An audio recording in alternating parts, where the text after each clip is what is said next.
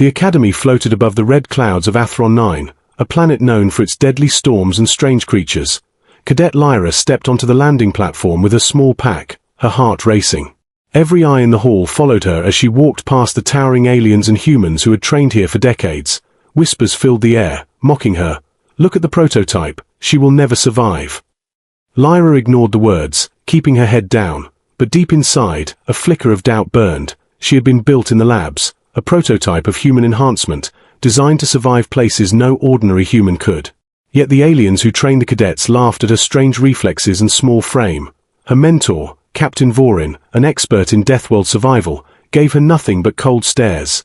"You will fail, just like the others," he said. The training hall was enormous, filled with climbing walls, obstacle courses, and simulation chambers that mimicked the deadliest planets.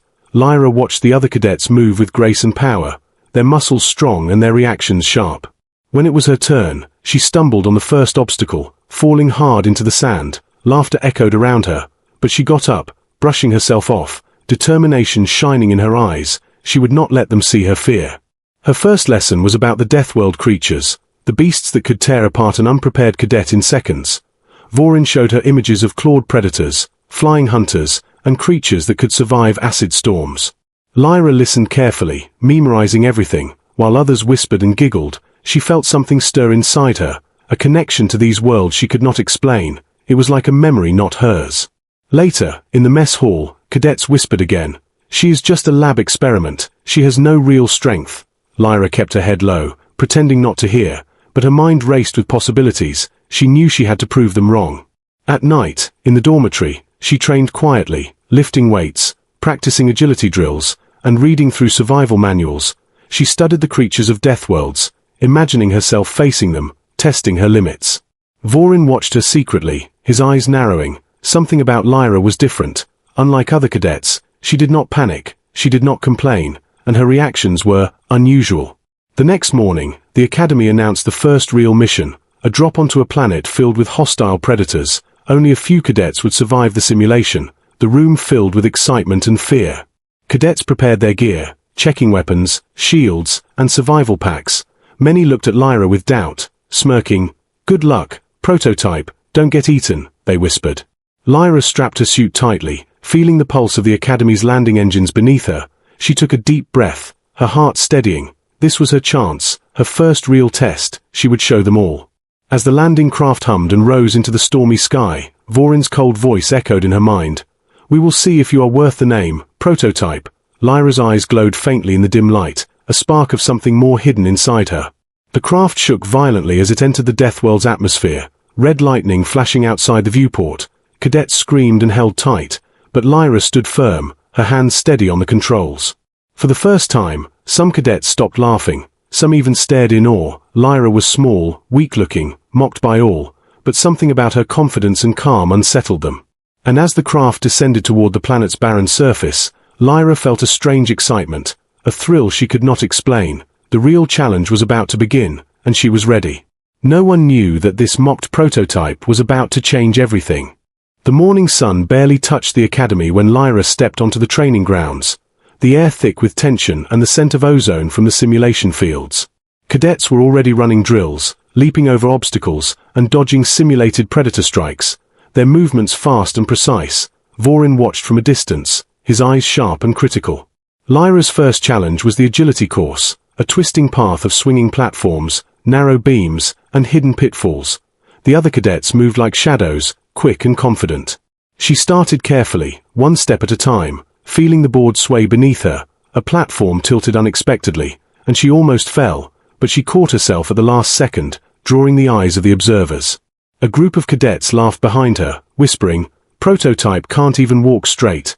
Lyra clenched her jaw and ignored them, focusing only on the course. Every step counted.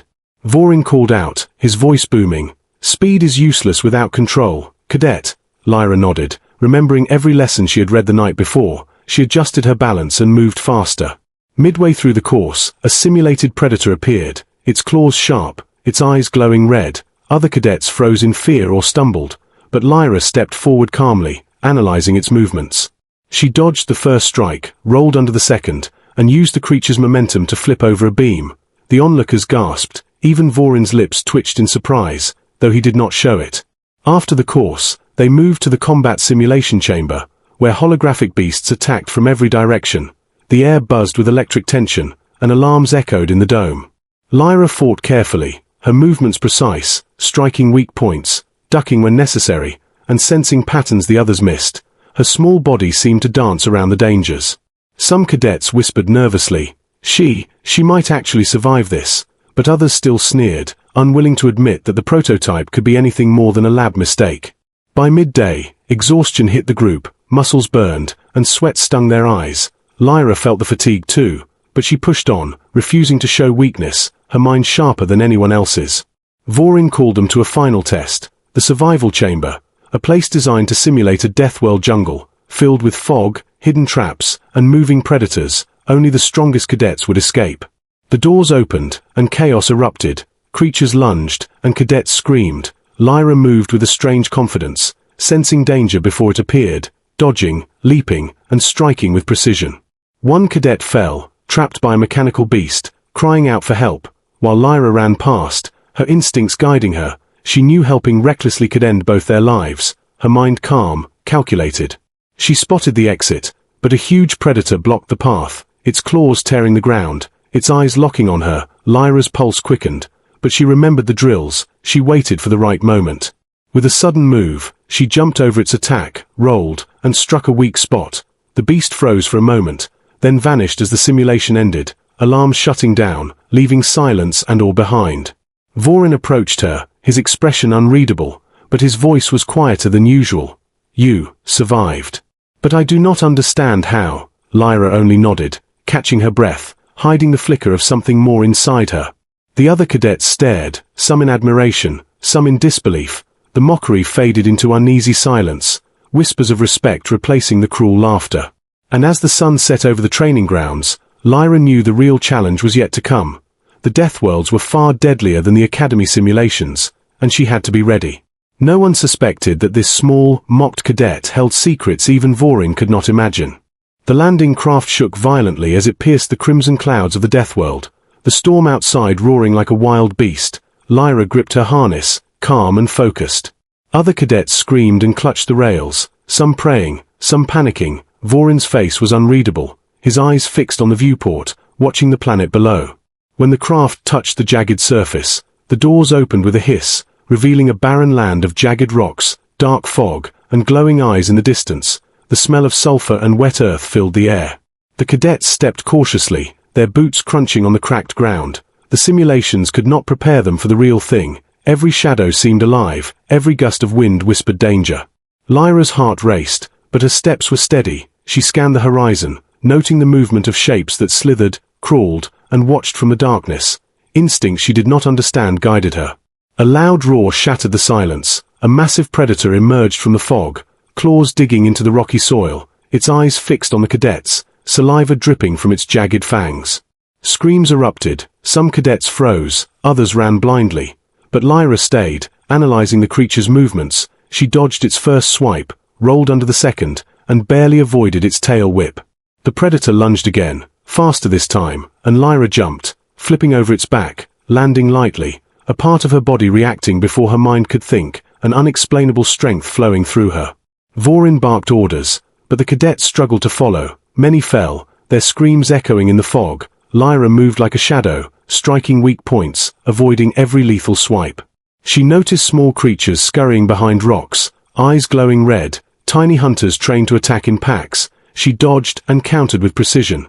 The others were panicking, stepping on each other. Then she heard a cry from the rear, one cadet trapped by a beast, claws pinning him to the ground. Lyra knew she could help, but rushing in without thought could mean death. She paused, calculating the right move. With a sudden burst of speed, she rolled under the beast's claws, pushed the cadet out of the way, and struck the creature's weak point, sending it retreating into the fog. The others stared in disbelief. More predators appeared, circling, testing, striking, and Lyra danced through them with uncanny precision, instincts guiding her every move, her small frame dodging attacks that would have crushed others. The cadets were stunned, some whispered, She is not like us." Others were too scared to speak, but Vorin's eyes narrowed, suspicion and curiosity warring within him. Finally, The last predator lunged, huge and terrifying, its roar deafening, and Lyra felt something stirred deep inside her. A power she did not understand. Her reflexes sharpened, her body moved with a strength beyond normal humans. She dodged, countered, and struck a weak spot she had never studied. The beast froze, then collapsed, ending the encounter. Silence fell over the Deathworld, broken only by heavy breathing. The surviving cadets stared at her, fear and awe in their eyes. Even Vorin took a step back, his expression unreadable. How did you do that?" he asked, voice low, careful. Lyra only shrugged, catching her breath, hiding the truth even from herself. She felt different, stronger, more alive than ever, a spark of something ancient and wild flowing within her. As the group moved to set up camp, shadows danced in the fog, eyes watched from the darkness. The planet was far from tamed, and Lyra knew that surviving this world would require everything she had, and more. No one suspected that the mocked prototype was already more than human, and the Deathworld had only just begun to test her. The campfire flickered in the darkness of the Deathworld, casting long shadows over jagged rocks and the fog that never seemed to lift. Lyra sat quietly, her eyes scanning the horizon. The other cadets huddled in groups, whispering about her, awe and fear mixed in their voices. "She moves like a predator," one muttered. "It's like she belongs here," another said. Vorin paced near the fire, his eyes sharp, his mind restless. He had seen cadets fight before, but never with such instinct, such natural control. He could not ignore the truth staring him in the face. Lyra's body ached from the day's battles, but her mind was calm, almost alert. She could still feel the Deathworld creatures' presence, their movements imprinted in her mind, guiding her. A sudden roar echoed from the forest edge, smaller predators skittering behind, and without hesitation, Lyra sprang to her feet, moving with a grace that startled everyone. Vorin called after her, "Stop! Wait!" But Lyra did not. She dove into the fog, striking and dodging, her instincts sharper than any human's, her senses heightened.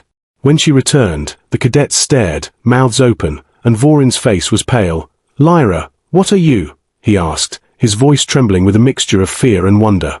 She looked at him, confused. I don't know," she said softly, but even she could feel the truth stirring inside her, a part she had never understood, something ancient and powerful. The creatures had tested her, and she had passed, but not like a human, like one of them. The fog seemed to move around her, the wind carrying whispers she did not hear consciously. Vorin stepped closer, his eyes narrowing. "You are not just a human cadet," he said, almost to himself. "There is something in you, something Deathworld in origin." Lyra's heart pounded, a strange sensation rushing through her, memories she could not place, instincts she did not train for, a hidden strength she could no longer deny. The other cadets backed away, sensing the tension, fear running through them like electricity. They whispered nervously, "She is one of the Deathworlds, isn't she?" Lyra shook her head, confused. I don't know," she repeated, but her mind flashed with images of clawed creatures, howling winds, and instincts that were not taught. Vorin crouched, observing her carefully. "You survived every test, every predator, like you were born for this planet," he said quietly, almost reverently. "Tell me the truth, cadet." A deep roar echoed from the forest, closer this time, a predator large and dangerous, and Lyra's eyes glowed faintly, her body reacting before her mind could catch up. She moved forward, facing the predator, not with fear, but with a strange familiarity, striking with precision and strength beyond any human, sending it retreating into the fog. When she returned to the fire, silence fell, the cadets stared in awe, and Vorin shook his head. "I don't know what you are, but you are more than human." Lyra sat down slowly, hiding her confusion, but inside, she felt something awaken, a realization that her identity was not what she thought, a secret she had yet to understand. And as the campfire dimmed, the fog surrounding them like a living creature, one truth was clear. The mocked prototype had a secret that could change everything, and the Deathworld had only begun to reveal it. No one, not even Vorin, could guess the full power hidden within her. The Deathworld fog was thick, curling around jagged rocks and dead trees like a living thing. Lyra stood at the edge of the camp, alert, senses sharper than ever. Vorin and the remaining cadets watched from behind, their faces pale. The planet had already claimed many, and rumors of unseen predators filled the air. Suddenly, a deafening roar shattered the silence. A massive Deathworld Alpha emerged from the mist, larger than any creature they had faced, its claws gouging the earth, eyes glowing red. Cadets panicked, backing away, weapons trembling in their hands. Vorin barked orders, but the creatures moved too fast, dodging and striking with deadly precision. Lyra's heart raced, but her mind was clear. Instinct she did not understand guided her. She stepped forward, small but fearless, eyes glowing faintly in the dim light. The Alpha lunged at the nearest cadet, who screamed and fell. Lyra dove, dodging its massive claws, and struck a weak spot on its shoulder, making it stagger. The other predators circled, sensing the Alpha's struggle, ready to attack, but Lyra moved like a shadow, striking, dodging, and using their momentum against them. Vorin watched, astonished. She is more than human, he muttered, disbelief mixing with awe. The cadets stared, some frozen in fear, some in admiration. Lyra leapt onto a rock, higher than thought possible, and the Alpha turned, roaring, snapping its jaws. She landed lightly on its back, holding on as she found another weak point. Her strength was unmatched, her reflexes perfect, every move precise, almost preternatural. The predators paused, sensing something different in her, a force they had never faced. With a final strike, she drove the Alpha back, causing it to retreat into the fog. The other creatures scattered, vanishing like shadows, leaving the camp silent except for heavy breathing. The surviving cadets stared, mouths open, some stepping forward to praise her, others too afraid to speak. The mockery of the past had vanished, replaced by respect and awe. Vorin stepped forward slowly, his eyes filled with a mix of wonder and caution. Lyra, you survived the Deathworld, he said, his voice steady but low. You are a hero. Lyra nodded, feeling a strange warmth, not from pride, but from understanding who she truly was. The secret she had hidden even from herself now felt like a part of her. The fog swirled around them, but she no longer felt fear. It was as if the Deathworld itself recognized her, acknowledged her strength, her instinct, her connection to its wild heart. Cadets gathered, murmuring, She is one of the Deathworlds, others whispered. No, she is more than human, their fear turning into respect, awe, and inspiration. Vorin looked at her, the faint glow in her eyes reflecting in his own. We will have to rethink everything we know, he said quietly, almost to himself. The prototype is not just a cadet, she is something greater. Lyra looked at the horizon, the fog parting slightly, revealing jagged mountains and distant storms. A thrill ran through her. She was ready for whatever came next. She was no longer the mocked prototype, no longer the unsure cadet. She was a warrior, a hero of the Deathworld, a force that bridged human and alien. And as the sun struggled to pierce the crimson clouds, Lyra took a deep breath, knowing that the galaxy was vast, the challenge is endless, but she was ready, more than human, stronger than anyone imagined. The Deathworld had tested her, and she had triumphed, leaving behind a legend that would be remembered.